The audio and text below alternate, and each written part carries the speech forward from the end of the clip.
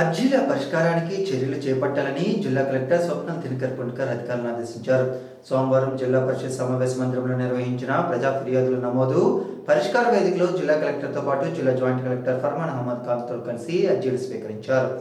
రెవెన్యూకి సంబంధించి 23, వ్యవసాయ శాఖకు సంబంధించి 6, హోం సంబంధించి 4, గిరిజన సంక్షేమ శాఖ ఇంజనీరింగ్ విభాగానికి సంబంధించి 4, గ్రామీణాభివృద్ధికి 3, మున్సిపల్ అడ్మినిస్ట్రేషన్ 3, గిరిజన సంక్షేమ శాఖ 2, సాంఘిక సంక్షేమ శాఖ 2, ఆర్డబ్ల్యూఎస్ 2, మహిళా స్త్రీ శిశు సంక్షేమ శాఖకు సంబంధించి 2, పంచాయతీరాజ్ ఇంజనీరింగ్ శాఖకు సంబంధించి 2, సర్వే అండ్ ల్యాండ్ రికార్డులకు సంబంధించి 2, ఇలా మొత్తం 65 అర్జీలను స్వీకరించారు.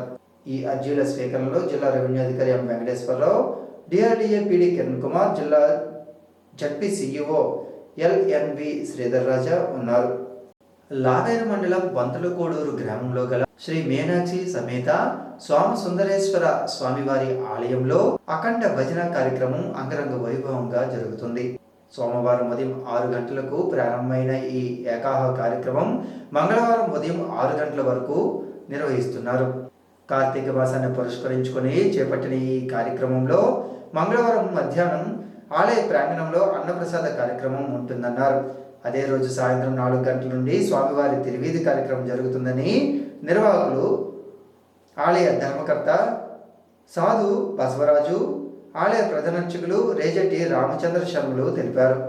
ఈ కార్యక్రమంలో భక్తులు పాల్గొని స్వామివారి కృపను పొందగలరని వారు ఆకాంక్షించారు.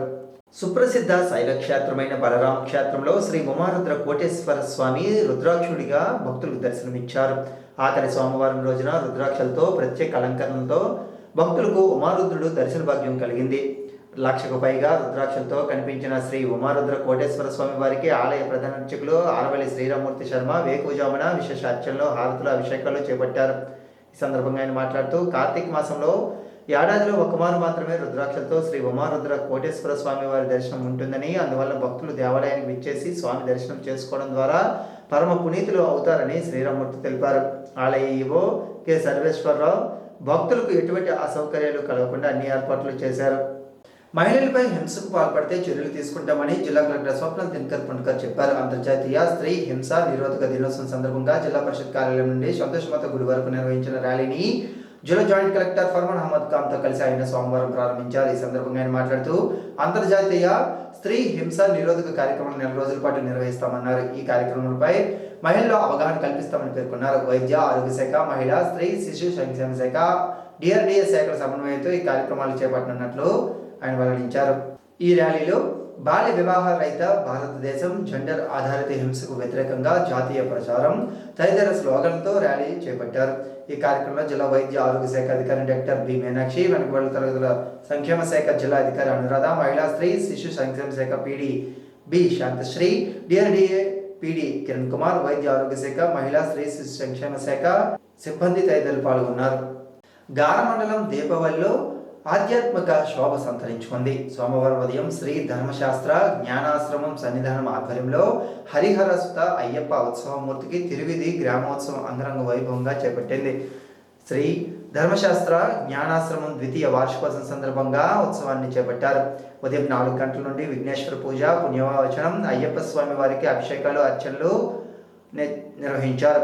కోలాట బృందాలు, హరే రామ నామ సంకీర్తనలు, దక్షిణాది సన్నాయి మేళాలు, మహిళలు చే పూర్ణ కలశాల మధ్య స్వామివారికి తిరువీధి ఉత్సవం జరిగిందన్నారు. శ్రీ బాలత్రిపుర కాలభైరవ పీఠం వ్యవస్థాపకులు, అమ్మవారి ఉపాసకులు గణేష్ గురూజీ ఆధ్వర్యంలో తిరువీధి గ్రామోత్సవం జరిగింది. కార్యక్రమంలో ధర్మశాస్త్ర జ్ఞానాశ్రమ శిష్య బృందం, గురుస్వాములు, గ్రామ ప్రజలు, పెద్దలు, భక్తులు పాల్గొన్నారు. ఈ వార్తలు ఇంతతో సమాప్తం. తిరిగి మళ్ళీ ప్రసారమయ్యే ఏఆర్ న్యూస్లో కలుద్దాం. అంతవరకు సెలవు. నమస్కారం.